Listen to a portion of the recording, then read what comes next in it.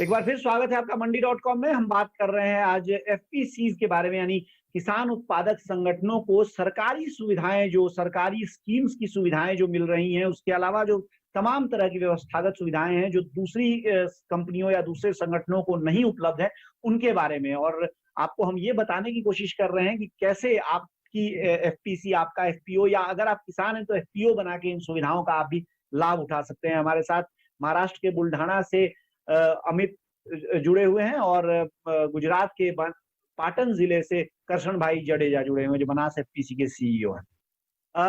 अमित, वापस मैं आता हूं आपके पास।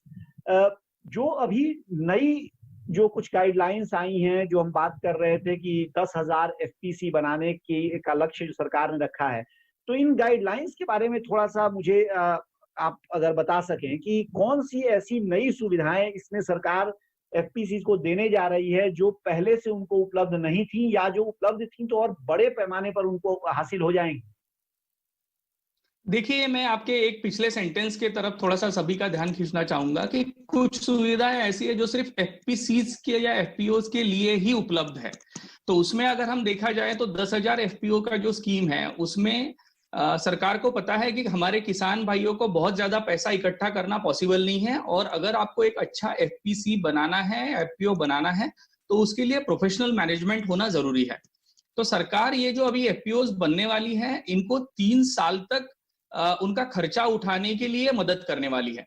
जैसे कि उनके सीईओ का सैलरी है, उनके अकाउंटेंट का सैलरी है, या फिर उनके ऑफिस का किराया है, उनके ऑफिस के टेलीफोन, बिजली का खर्चा है। तो कुछ हद तक ये सारे जो एक्सपेंसेस है, ये लगभग एफपीसी रजिस्ट्रेशन के बाद 3 साल तक सरकार उठाएगी। इसका उद्देश्य ये है कि हमारे किसान भाई जो थोड़ा बहुत पैसा अपने शेयर्स में लगाएंगे, वो पैसा बिजनेस के लिए इस्तेमाल हो, और वो पैसा बिजनेस के लिए इस्तेमाल होने से वो एफपीसी 3 साल में ग्रो करेगा और सस्टेन हो पाएगा। इसी की तरह और कुछ स्कीम है जो एसएफएसी पिछले कुछ सालों से चला रही है, और अभी आत्मनिर्भर भारत अभियान के तहत उसमें काफी अच्छे चेंजेस किए गए हैं। जैसे एक स्कीम है इक्विटी ग्रांट, जिसको मैचिंग इक्विटी भी कहा जाता है। तो हमारे किसान भाई जो थोड़ा बहुत पैसा इकट्ठा करते हैं और वहां पे हमारे एफपीओज, एफपीसीज का शेयर खरीदी करते हैं, तो उतना ही मैचिंग ग्रांट गवर्नमेंट देती है इक्विटी ग्रांट स्कीम के तहत। समझो हमारे किसान भाई 1,000 रुपया अगर खुद का शेयर लेते हैं, तो अब तक ज्यादा से ज्यादा 1,000 रुपए सरकार देती थी। तो ऐसे 1500 किसान अगर एक एफपीओ में आते हैं, तो 1500 किसानों को 1,000 रुपए से 15 लाख रुपए मैचिंग ग्रांट मिलता था। ये अधिकतर लिमिट था उसका। अभी इस स्कीम में सरकार ने बोला गया है कि ये जो 1,000 पर फार्मर का लिमिट है, ये 2,000 फार्मर तक बढ़ा दिया गया है। तो अभी 750 किसान भी इकट्ठा आते हैं और 2-2 हजार रुपए जमा करते हैं, तो 15 लाख मिलेगा। ये मैं मैक्सिमम नंबर्स बोल रहा हूं, तो इसमें थोड़ा सा प्रोपोर्शन कम ज्यादा हो सकता है, लेकिन 15 लाख तक मैचिंग इक्विटी ग्रांट का एक बहुत अच्छा स्कीम है जो हमें सरकार प्रदान करती है। दूसरे एक स्कीम के बारे में मैं बात करना चाहूंगा, वो है क्रेडिट गारंटी स्कीम। अभी काफी बार क्या होता है कि ये एफपीओ जब बनते हैं, तो हमारे किसान भाई थोड़ी सी पूंजी लगाकर एफपीओ बनाते हैं, और उनको अपना बिजनेस ग्रो करने के लिए लोन की जरूरत होती है। फिर उनका इंफ्रास्ट्रक्चर बनाना होता है, तो प्रोक्योरमेंट सेंटर बनाना है, गोदाम बनाना है, कुछ प्रोसेसिंग यूनिट डालना है। लेकिन इंफ्रास्ट्रक्चर के लिए पैसा कहाँ से आएगा? तो उसके लिए लोन जरूरी होता है। फिर लोन अगर लेना है तो बैंक कहती है कुछ हमें मॉर्गेज चाहिए, तो हमारे किसान भाई बहनों के पास मॉर्गेज देने के लिए कुछ होता नहीं है जी। तो इस केस में सरकार ने सोचा कि हम इन एफपीओज को क्रेडिट गारंटी प्रोवाइड करते हैं। मगर अगर इसका मतलब ये है कि वो अगर कुछ अपना खुद का इंफ्रास्ट्रक्चर खड़ा करना चाहते हैं, उसके लिए बैंक से कर्जा ले रहा है, तो बैंक को जो गारंटी है वो सरकार देगी। तो अभी तक ये जो स्कीम थी उसमें लिमिट था 1 करोड़ रुपए तक अगर कोई एफपीओ लोन लेता है, तो उसमें 85% तक का गारंटी एसएफएसी प्रोवाइड करती थी। अभी इसको दुगना कर दिया है। अभी 2 करोड़ तक का लोन अगर कोई एफपीओ ले रहा है, तो उसमें 1 करोड़ तक के लोन के लिए 85% और 2 करोड़ तक के लोन के लिए 75% तक किसान हमें सरकार हमें क्रेडिट गारंटी प्रोवाइड करने वाली है। तो ये भी एक बहुत अच्छी योजना है। और तीसरी योजना के बारे में बोलना चाहूंगा, वो है वेंचर कैपिटल। तो हमारी जो थोड़ी बहुत पूंजी होती है, जब हमें लोन दिया जाता है या बिजनेस करना है, तो देखा जाता है कि आपका इक्विटी कितना है, आपका शेयर कैपिटल कितना है।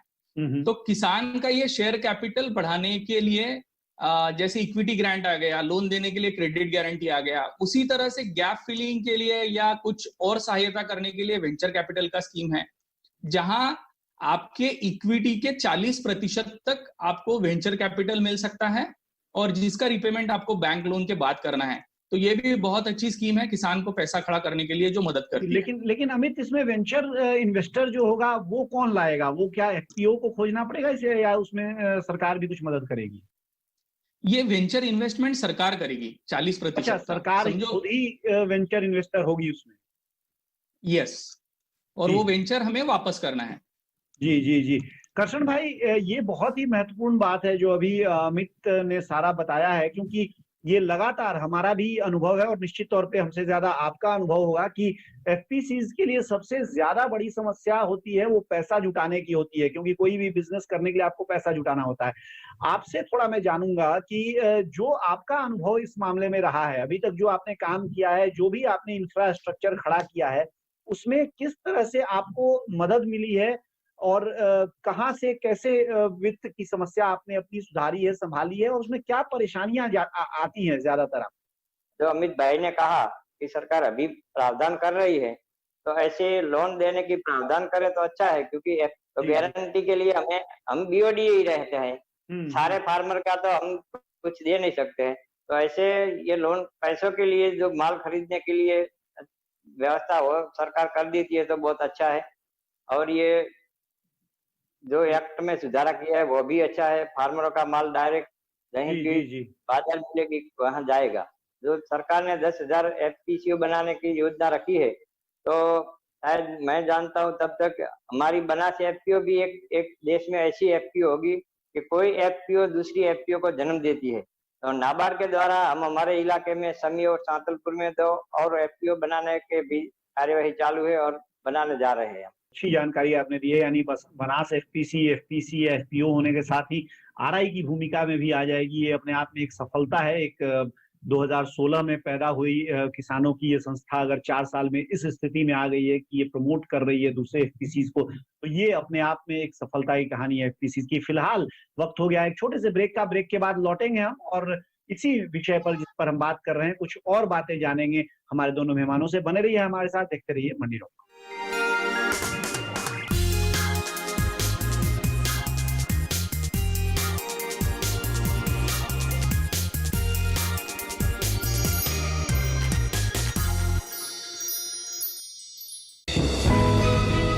ये कामयाबी है अन्नदाता की,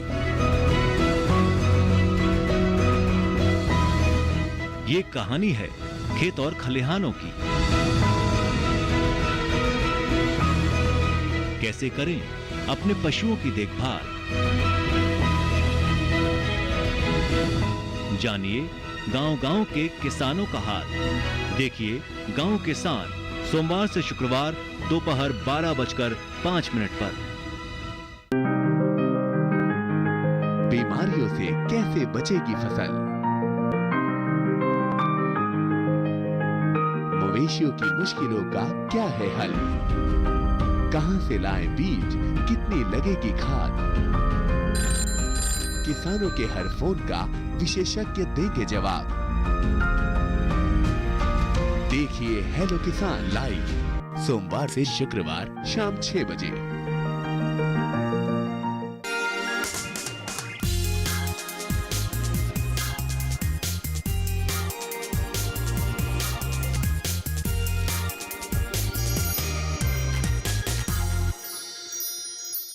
एक बार फिर स्वागत है आपका मंडी .com में। हम बात कर रहे हैं आज एफपीसीज के बारे में, यानी किसान उत्पादक संगठनों के बारे में, जिन और इस समझने की कोशिश कर रहे हैं कि कौन सी सुविधाएं उन्हें, चाहे वो पैसे जुटाने की सुविधा हो या कारोबार करने की सुविधा हो, कौन सी ऐसी सुविधाएं हैं जो किसान उत्पादक संगठनों को सरकार ने मुहैया कराई हैं, जो दूसरे किसी संगठन को या कंपनी को उस तरह की सुविधाएं नहीं है।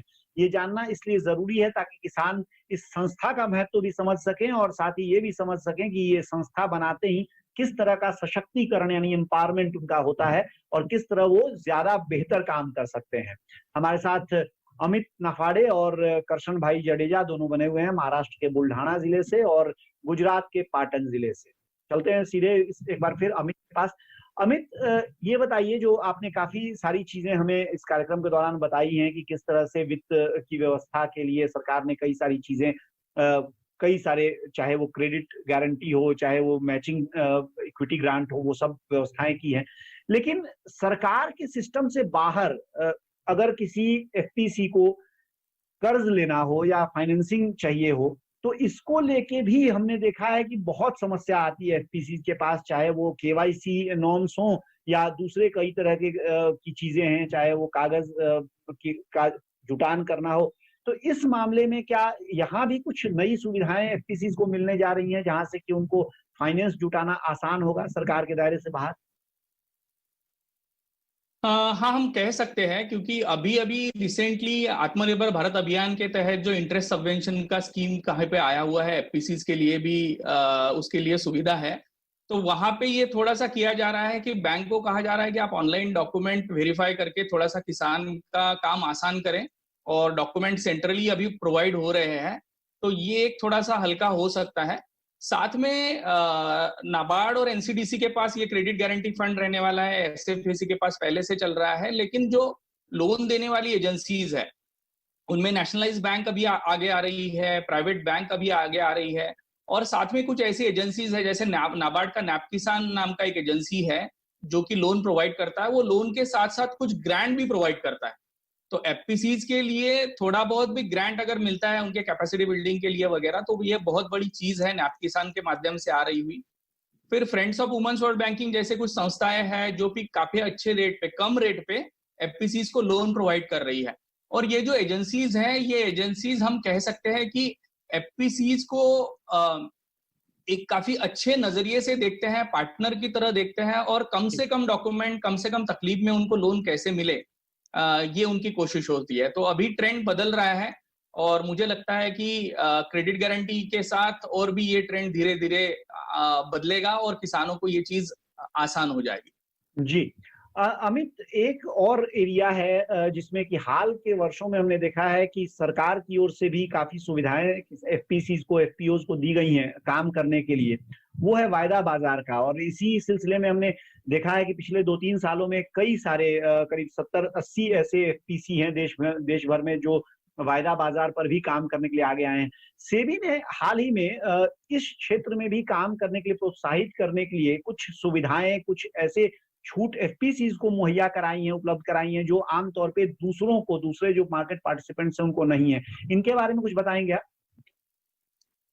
मैं इस माध्यम से एक्चुअली सारे एफपीसीज को आह्वान करना चाहूंगा कि वो जरूर वायदे बाजार के बारे में समझिए, क्योंकि पूरे भारतवर्ष में अब जब इंटरेक्शन करते हैं लोगों को, तो काफी सारे लोगों को वायदे बाजार के बारे में पता ही नहीं है। जबकि एनसीडीएक्स के बारे में अगर देखा जाए तो एनसीडीएक्स अभी एफपीसीज को काफी अच्छी सुविधाएं प्रोवाइड कर रहा है, जहां पे अगर एफपीसी एनसीडीएक्स के माध्यम से अपना माल बेचती है तो उनको क्लीनिंग, ग्रेडिंग, ड्राइंग का पूरा पैसा एनसीडीएक्स रिएम्बर्स करता है। उनके यहाँ पे जो बैग लगने वाली है, वो बैग का पूरा पैसा एनसीडीएक्स रिएम्बर्स करता है। इसके अलावा ट्रांसपोर्टेशन कॉस्ट, मतलब एफपीसी के लोकेशन से एनसीडीएक्स के वेयर हाउस तक का जो ट्रांसपोर्टेशन कॉस्ट होगा, वो ऑलमोस्ट 50% वहां पे उनको रिएम्बर्समेंट होता है, और अदर चार्जेस जो लगते हैं वो भी 50% रिएम्बर्स होते हैं। तो ये कोशिश है कि एफपीसीज को वायदे बाजार में आने के लिए प्रोत्साहित करने की। तो एफपीसीज ने जरूर इसका फायदा उठाना चाहिए, और लगभग मुझे लगता है 5 लाख तक की अमाउंट तक एनसीडीएक्स एफपीसीज को सपोर्ट करता है। और वायदे बाजार एक ऐसी चीज है जहां हम फ्यूचर में देख सकते हैं कि कमोडिटी के रेट क्या रहने वाले हैं, उस हिसाब से हमारे कमोडिटी का प्लानिंग कर सकते हैं, उस हिसाब से वायदे कर सकते हैं, जिसको मैं कहूंगा कि एक रिस्क मिटिगेशन स्ट्रेटेजी करके अगर हम देखें तो एक बहुत ही अच्छा स्ट्रेटेजी वायदे बाजार में हो सकता है। और जहां दूसरी तरफ इनाम में गवर्नमेंट ने एफपीओज के लिए एक सेपरेट विंडो ओपन किया है, फिर एनईएमएल के माध्यम से स्पॉट मार्केट भी हो रहा है। तो अगर वो वायदे बाजार सीखेंगे तो वायदे बाजार के साथ साथ उनको इनाम और एनईएमएल पे भी ट्रांजैक्शन करना मुझे लगता है काफी आसान हो जाएगा। और यही फ्यूचर है। इसी में अभी ये जो रिफॉर्म्स है, इन रिफॉर्म्स के साथ इसी में किसानों ने जाना चाहिए, ऐसा मेरी राय है। जी, निश्चित तौर पे सरकार का लगातार ये जोर है कि किसान और किसान उत्पादक संगठन ऑनलाइन पे अपनी उपस्थिति बढ़ाएं, ऑनलाइन साधनों से ज्यादा कारोबार करें। और ई नाम इस निश्चित तौर पे इस संदर्भ में सरकार की एक ऐतिहासिक पहल कही जा सकती है। और धीरे धीरे हमने देखा है कि ई नाम की सफलता भी सामने आने लगी है। करशन भाई, आपसे मैं बहुत संक्षेप में समझना चाहूंगा, अमित नाफाड़े ने जो अभी बातें बताई हैं, क्योंकि आप एफपीसी के तौर पे सीधे वायदा बाजार में सक्रिय रहे हैं, किस तरह के फायदे 5 लाख रुपए तक का उन्होंने कहा कि कारोबार करने पे आपको डिस्काउंट और रिम्बर्समेंट के तौर पे फायदा मिल जाता है। क्या वास्तव में इसी रूप में, इसी तरह से ये फायदा आपको आपके अकाउंट में भी दिखता है, या केवल कहा जाए कि किताबी तौर पे ही ज्यादा ये इस तरह के फायदे बताए जा रहे हैं? नहीं, इस साल से ये 5 साल की सब्सिडी देने के लिए, ट्रांसपोर्ट के लिए, गनी बैग के लिए, वो गोडाउन के लिए जो सरकार ने जाहिर किया है सेबी के द्वारा, ये एनसीडीएक्स में, तो हमने इस साल इसका फायदा, पहले शुरुआत में हम जो व्यापार करते थे फार्मर के पास से वायदा बाजार में रखते थे, तब ये नहीं मिलता था। लेकिन अभी वह ट्रांसपोर्टिंग का और गनी बैग का वो 50% हमें मिलता है फायदा, और हमने लेने का शुरू भी कर दिया है। जी, आप दोनों ही मेहमानों का बहुत बहुत शुक्रिया हमारे साथ जुड़ने के लिए और ये सारी बातें हमारे दर्शकों से साझा करने के लिए। और निश्चित तौर पे, क्योंकि समय की कमी के कारण ये सारे ऐसे मुद्दे हैं जिन पे और विस्तार से हम बातचीत कर सकते थे, लेकिन समय की कमी है, इसलिए हम कोशिश करेंगे कि आगे फिर किसी कार्यक्रम में जो कुछ मुद्दे छूट गए हैं इस पूरे विषय से जुड़े हुए, उन पर भी हम बातचीत करें। आप दोनों का एक बार फिर बहुत बहुत शुक्रिया हमारे साथ जुड़ने के लिए। धन्यवाद। ज्यादा से ज्यादा किसान उत्पादक संगठन के तौर पे आए और इन फायदों का, सुविधाओं का फायदा उठाने के लिए एक साथ आए और उनका फायदा उठाएं, अपने कारोबार को ही बढ़ाएं, फसल को भी बेहतर करें, अपनी खेती को भी बेहतर करें। फिलहाल मंडी.com से मुझे दीजिए इजाजत, लेकिन बने रहिए हमारे साथ, क्योंकि डीडी किसान पर कार्यक्रम जारी है। आपकी राय हमारे लिए बहुत महत्वपूर्ण है। आप हमारे टोल फ्री नंबर पर कॉल कर सकते हैं और अपनी राय दे सकते हैं। साथ ही आप ईमेल के जरिए भी हमें अपनी राय दे सकते हैं। हमारा ईमेल पता है ncdexmandi@gmail.com।